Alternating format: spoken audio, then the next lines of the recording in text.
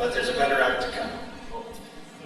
It's an honor for me today to do what he usually does, and that is to introduce our speaker, John Shewfelt. Even though he is my chiropractor. But I tried to come up with a one-liner, and the best I could do was, he's the only friend that I know that's really got my back.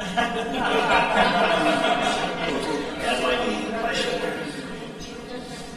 I've known John a long time. And not only has he been very supportive of this ministry, he is an active marketplace minister. Somebody that exudes his faith in his work. He helps people in a health manner, and he also speaks, and I'm sure he'll tell us some of that today. So without any further ado, I'd like to introduce my friend and brother, John Shewfelt.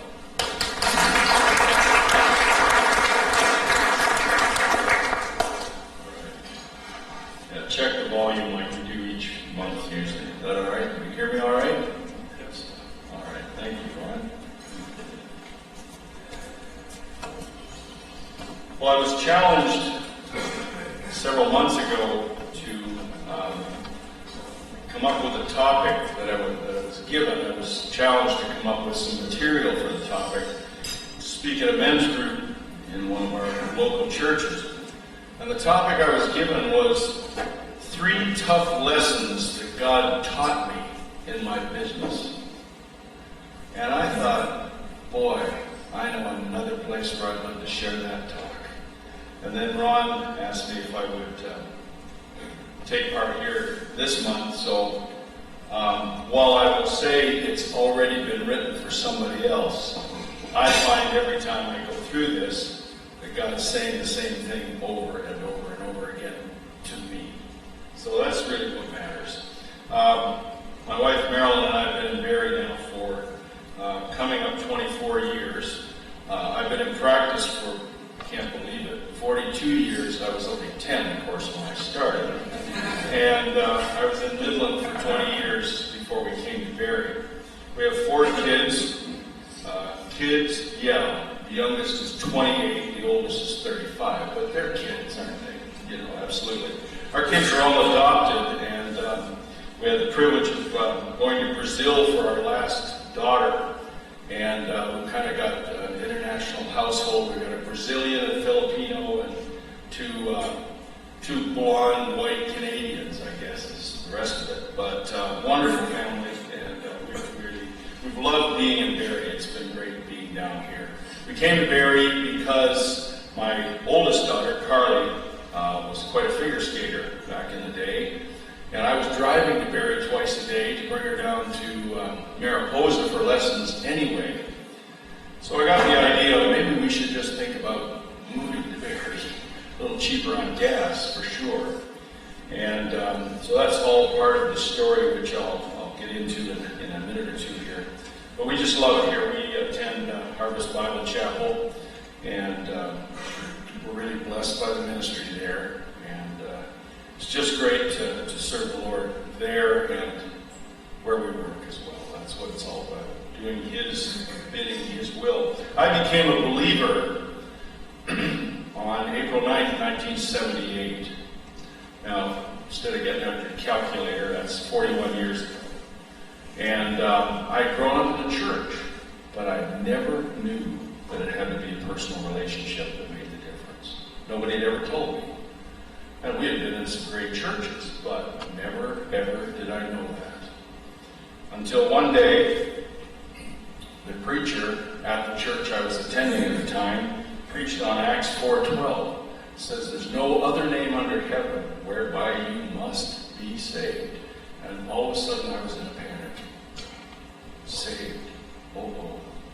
Now what? I remember the day clearly because I went to a hockey game at the arena in Midland that afternoon. I still remember that the time that I was there, one team in yellow was at this end, and one team in maroon was at this end. That's how clear it is to me. I don't remember anything about the game because I was in a complete and total fog. I needed to be saved, I've been told. Well, something very different that evening. I'd never done it in my life before. I went back to church. And I walked in the door of that church, and an elder who I'd met in the morning was standing at the bottom of the stairs. I walked through the door and he says, "John, do you have Jesus in your heart?" Now I'm really getting both barrels. And I said, "Ed, I don't know." And he gave me the most beautiful response. You know what he said? "Let's go find out." Now, Ed had been doing this for years. How did I know? Because Ed took me into the furnace room of that church that was built in 1856. And as we walked in this dark dungeon of a place, I noticed there was 2 chairs and a table and a Bible. Evidently, this wasn't the first time. But Ed shared with me what it was to become a believer, what it was to give my heart to Jesus Christ, what it was to be saved. And I gave my life there to the Lord, not knowing what was going to happen. You know what I expected? What do we always expect? Come on, where's the fireworks? Nothing happened at all. But I look back now at my life and I see that I don't know how I even possibly survived except for that moment. That's what started. Well, as I was challenged with this message years into my practice, I had to think, have I had any tough lessons that God has shown me? Well, I got out a piece of paper and it took about 1.5 minutes to write about 7 down. And I picked 3 that I thought would minister to my heart as I shared them with others. First one happened, I'd been in practice about 2 years. I'd been saved about maybe 6 months. We went to a Christian conference resort, and the speaker, a fellow by the name of Bob Ramey from Moody Bible Institute. By the way, our son David Matthew Robert, is named after this guy because of what I'm going to share with you. So he preached one Sunday, and he said, if you think you own anything at all, you're wrong. He said, God owns everything, but he lets us enjoy it. And he went on and talked about other things. I don't remember all the message. All I remember is that I was very frustrated because my young practice wasn't growing. You know, we're not in this to sit there and starve to death. We're in it to do something and see some results. I was all fired up now that I'm a chiropractor and I can help all these people. And everybody was there except the people. And it got kind of frustrating. So I happened to go for a walk with Mr. Ramey, and we're walking along the beach. And he said, so, how's things going? And I said, I wish I could say great. He said, what's wrong? I said, well, I've been in practice coming up 2 years, and it's just not building the way it should. And here's what he said to me. Who owns your practice? I said, well, I do. Oh, he says, wrong answer. And I stopped. I said, well, what do you mean? I put it together, I pay for it. Oh, yes, well, of course, that's what managers do. But we don't own it. He said, 1 Corinthians 10:26 says, for the earth is the earth is the Lord's, and all it contains. Everything. It's not yours, it's his. So he said, I think the problem is, you don't realize that you're not the owner. You need to be the manager. I said, well, what should I do? He says, well, step into my office. And there was a large tree right there. And he got down on his knees right there. And he said, join me. So I got down on mine. And he immediately went to prayer. He said, Lord, John has a few things to talk to you about. One of them is the fact that he's kind of mixed it up to this point. And I just pray that you'll help him ask you to straighten it out. Bingo, it came to me. I said, Lord, forgive me for owning it. It's not mine, it's yours. All I want to do is manage it. So I confessed that and gave it back to him. And then I started to get up. I said, amen, and started to get up, and he held me down. He says, oh, Lord, one more thing. send John a sign this week that he is now the manager and not the owner. Amen. I got back to the office. This was a Sunday afternoon. I got back to the office Monday morning. I was averaging maybe one new patient a week to that point. Phone started to ring as soon as we arrived. 25 new patients. And we found that the new patients keep coming as long as he keeps on every time. If I get off track, down it goes. It's incredible. But that's the way God works with his children. He's there to pour out these gifts, and he will keep on pouring as long as we stop owning. And that was the thing that he taught me right there. He simply said, get rid of it, it's not yours anyway. So that's been a struggle for me all the way along, but now I'm learning that I have to manage what God allows me to have, and we'll build it, but only with his help. That was the first lesson. The second one, I call this one, trust God, love men. I brought a young doctor into my practice back in those days. In fact, I helped him through chiropractic college. He had been a construction worker who got all excited about chiropractic. Said he was going off to chiropractic school, couldn't afford to go, and I decided, well, I've been blessed, I'm going to turn around and help him. So I did. Got him through school, and he came back into my practice and joined me. And everything was going really well between the two of us until I got home each night, and my wife said, so how'd it go today? I said, I had a great day. Well, I don't know. She said, I don't know. I said, what don't you know? She said, I don't know what it is, but there's something not right about that relationship. Now, this guy was a believer, and a good one. As far as I was concerned, he knew the Lord, he was on the worship team at church, I thought everything was going, but something just didn't ring true with my wife. Something about it. Well, then he came to me and he said, would you ever sell this practice? I said, well, as a matter of fact, I've been kind of thinking about it anyway, because Carly, my oldest, was heavily involved in skating, as I mentioned, and I was getting pretty tired of going down to Barrie twice a day minimum. And I thought, maybe we could go to Barrie and start a new practice. So I thought, well, why not? So he said, how much? So I threw a number out, just threw a number out. 48 hours later, he laid a signed offer, or an offer ready to sign, down on the desk. He had gone out and got full financing for everything I had asked. It was a ridiculous amount, but he'd asked me, and I just threw a number out. He wanted it that bad, and he wanted it fast. Anyway, we closed the deal very quickly, and I bought the practice, or he bought the practice. I was to stay a year. Well, the practice started to slide the following week, and it kept on sliding. It wasn't mine anymore. I was doing my best to keep up my end of the bargain, but this fella had a problem. What I started to realize, and this is what my wife had picked up on, but I had not seen, was the fact that he saw every patient as dollar bills. More I see them, more I make. And he really didn't care how they felt. It was just a question of how much can I make. Well, if you've been to a chiropractor, if you've been to my office and you ever feel that, you get off the table and tell me. Because generally, people come out of our office and they're feeling the way they're supposed to feel. Because I've never, ever looked at a patient that way. God has blessed us, and what is money? It's the reward of service rendered.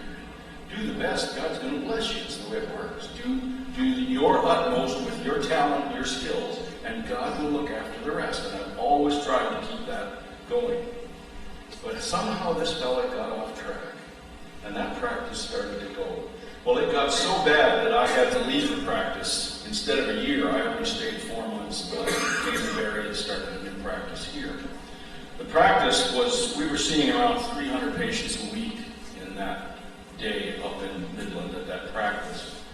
And within 6 months, it was down to about 90 visits. It was nothing. It was just disappearing.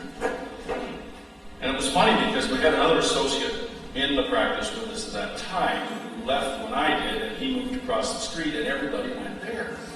Well, it made sense because they felt that they were welcome there. That was the difference. My wife finally shared with me, I never trusted him for a second. There was something not right, and it was probably that I was reading. And fortunately, she didn't say, I told you so. Boy, gentlemen, we got to wake up and listen sometimes. Because God will speak to our other half and share some things to us that we better listen to. Anyway, that practice disappeared. He immediately blamed me for the destruction of the practice and took action against me through our church. Our church didn't know how to handle it at all. Brought in outside mediators who were not believers. And you could imagine how that went downhill. It got to the point where I found myself here in this practice in what I would call almost a funk. I didn't know what to do with myself or with what it was doing. I would cry out to God for it to be fixed, and it just didn't seem to be getting fixed. Long story short of it is that he declared bankruptcy, and all of the debt that was owing on the practice, because I had been given bad advice, much of the debt came right back to me. So here I am going to pay twice for the practice that I already sold. Anyway, the difficulty I had was I was really bitter.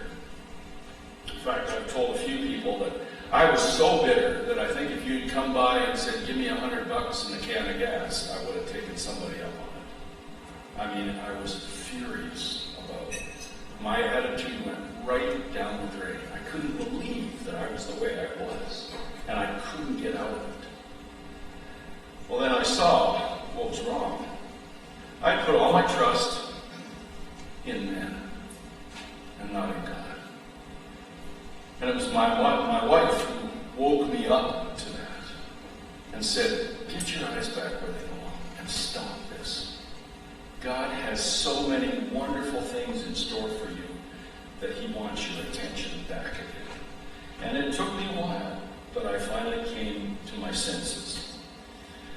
To the point where I got a song from the Lord, Psalm 37. Let me just catch it here for you. And it really spoke to my heart in a way that helped me to turn completely around and get away from where I was. I put all my trust in men, not any trust in God, and this was the result. Psalm 37 says this, fret not yourself because of evildoers. Be not envious of wrongdoers, for they will soon fade like the grass and wither like the green herb. Trust in the Lord and do good. Dwell in the land and befriend faithfulness. Delight yourself in the Lord, and he will give you the desires of your heart. And I stopped there. And that still small voice said, read one more. And it says this, commit your way to the Lord. Trust in him, and he will act. Wow.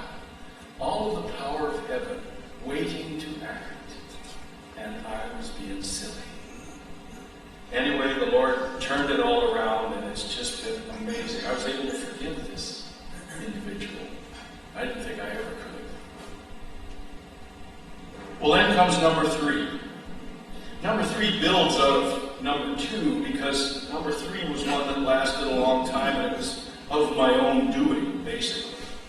All that had happened with that young doctor for so long left me in, as I described earlier, what I call a funk. I just couldn't think straight. Oh, I'd forgiven him, and life was better, and we were heading on, and the practice was growing again, and the phone was ringing, but I just seemed to have somehow lost the spark. And oh boy, did it drive me nuts. Do you know that went on until about, just a little over a year ago.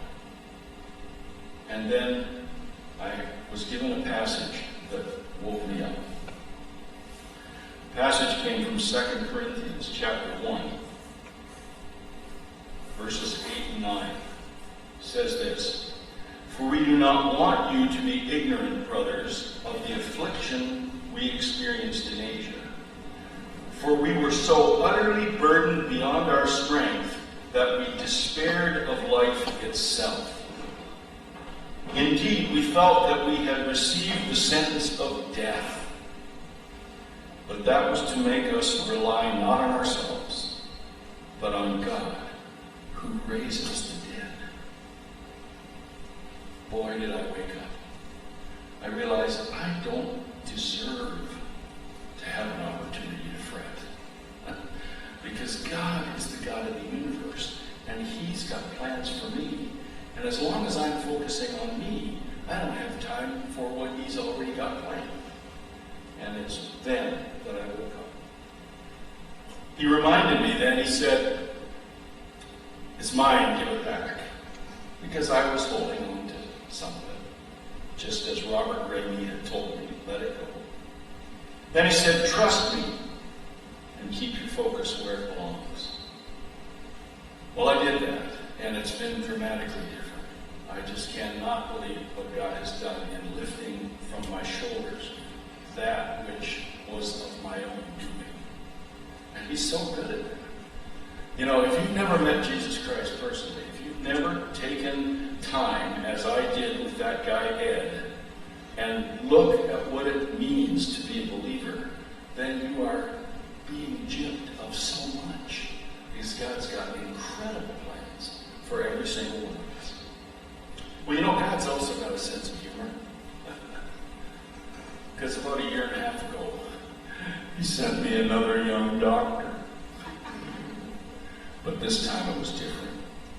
This lady had been a patient of mine since she was 10 years old. And she got all excited and decided she wanted to become a chiropractor. So from the time she was in first year chiropractic school, she and I have been plotting for her to come back and join me in practice. And she's there now. And a year, October 1st, she buys the practice. But she's also begged me already, "Don't you think of leaving?" So we'll see. Maybe one day a week or something. We'll see how it goes. And you know what God has done? He sent me an unbeliever. Why? So I can share with her, yes, my skills and my talents, but I can also share with her, as I've done, my life story, and the fact that He is the one who has kept me on track. Now, she sat down with me the first day of work. After our contract was done, everything was ready. She sat down and she said, "Something I need to tell you." I said, "Okay, first day, let's get it all out there." She said, "I am non-religious." And I said, "Good, so am I." She said, "Oh, I beg your pardon. In your treatment room, you've got a doctor's prayer in there." I said, "Yes, I used to be religious. But you see, religion, one of the definitions of religion is looking for God. Back in 1978, I found Him." She said, "You found Him?" And every day since, there's been some discussion about who He is. And it's her that's raising it, not me. You see, God's already got her on a journey. And He's going to use me, maybe, we'll see. But the point is, He knows who He wants to bring across our path. All He has to do is get our attention. And if we keep our attention with Him, He will do anything. We have no concept. You know, we sit here in this venue and we look across the Barrie. Just think, if the Lord was to come back right now, how many people would be left? Because the scriptures say, when the trumpet sounds, we're gone, if we know Him. How many people would be left? I look at the fisherman out in the boat. Is he going to be there or is he gone? We don't know, do we? But the thing is, God wants us to reach out to as many as we can. That's the thing. And as long as I keep my eyes on Him, I know He'll be using me. That's the wonderful thing. So I hope that challenged you a little bit. Today I want to share some of the dark side of my life in that regard. But the beautiful thing is God always makes it light. Doesn't matter what it is. So God bless you and thanks for listening. Appreciate it.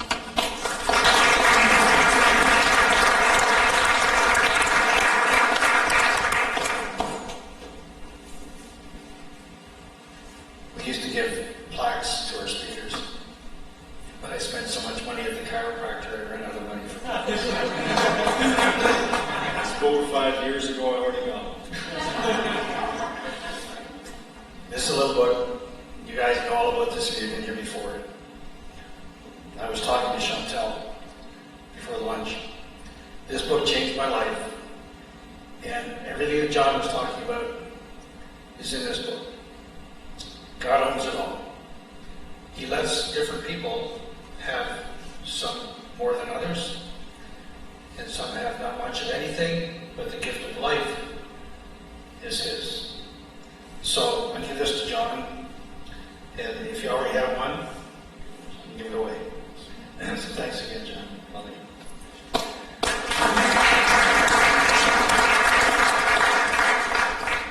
I've always wanted to ask if God